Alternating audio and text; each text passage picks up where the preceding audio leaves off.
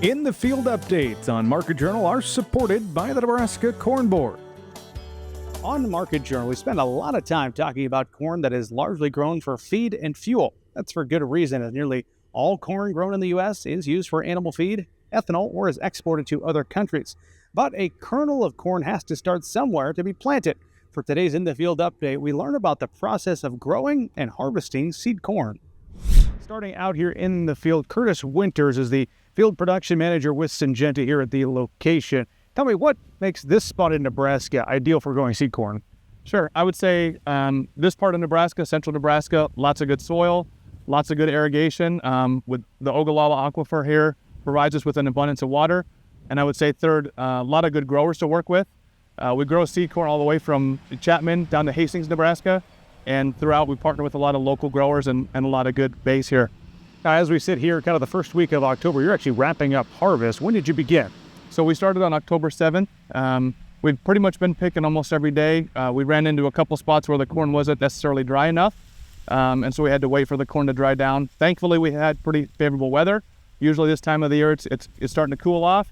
But we've had some warmer days that helps the corn dry down. For those not familiar with this process, might surprise them, the moisture you're trying to, when you're picking the corn, what moisture is that? So it depends on the hybrid. Each hybrid is specific, and we do studies to know which ones are sensitive to drying and how much heat they can handle. On average, I would say below 34 we're trying to shoot for, but we can pick some as wet as 38. Okay. Let's talk about the logistics of harvest. You've got the pickers, the carts, and the semis out here. How does all that come together? Sure. So we partner with local farmers, and we contract them to get the equipment, and then they pick our seed corn acres. We run three pickers out of this site, and it's able to provide us enough of our daily intake. Curtis Winters is joining us as we're out here in the actual seed corn field. And up next, we're going to head to the facility where they make all this come together to become seed corn. We're now inside the plant, and joining us is the plant manager of this location, that is Ryan Peter. Appreciate you sitting down with us, Ryan, and giving us a full overview of what happens. And as we saw in the field, of course, the trucks leave, they travel a couple miles down the road, and the corn comes here. What comes next once it's offloaded? Well, Bryce, we bring it into the site. We have 15 trucks, carriers that bring it on the site, 13 are local carriers. With that, we unload it at the receiving area, off the walking floors, walk it up through the process. It goes into our husking houses. In there, it's a grouping of rollers. It comes off and removes the husks. It goes onto tables, sorting tables. There we have a group of individuals that do the sorting. They look for quality. That's our first step in the process of looking for the quality, the rogue ears, things that don't belong in the process that happen. Also, they will send up materials that rehusk back up to the conveyors. From there, in that husking process, it will then go onto the conveyors. The husklage goes out through choppers, which goes to a local feed yard here by Phillips, and then the ears materials themselves go up to our dryers. We fill the dryers to a certain depth to maximize the quality of drying time per units per hour, and then from there we will shell the material, going through our sheller building, going through the bulk storage. We have about 1 million units worth of bulk storage, so we'll get that filled before the end of the season, and then we'll be ready to start packaging.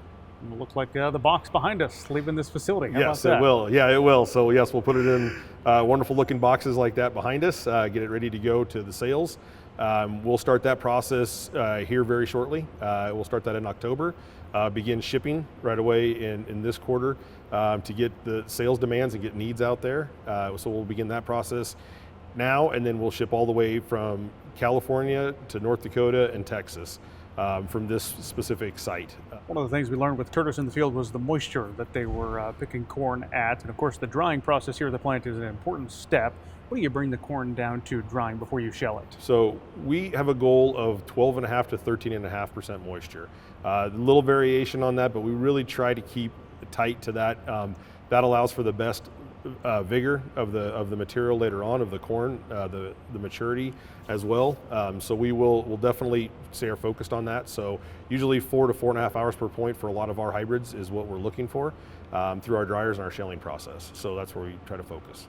Has to be pretty cool for you as the plant manager, but also those 40 year-round employees. You know, the seed corn you're putting into bags or bulk here, ultimately it could be planted just out your front door here in what certainly a heavy corn producing state that is Nebraska. Yes. Talk about that and the pride that you and the employees have in that. Yeah, so I would definitely say we're also part of other community involvement with the communities close by with Aurora and Phillips.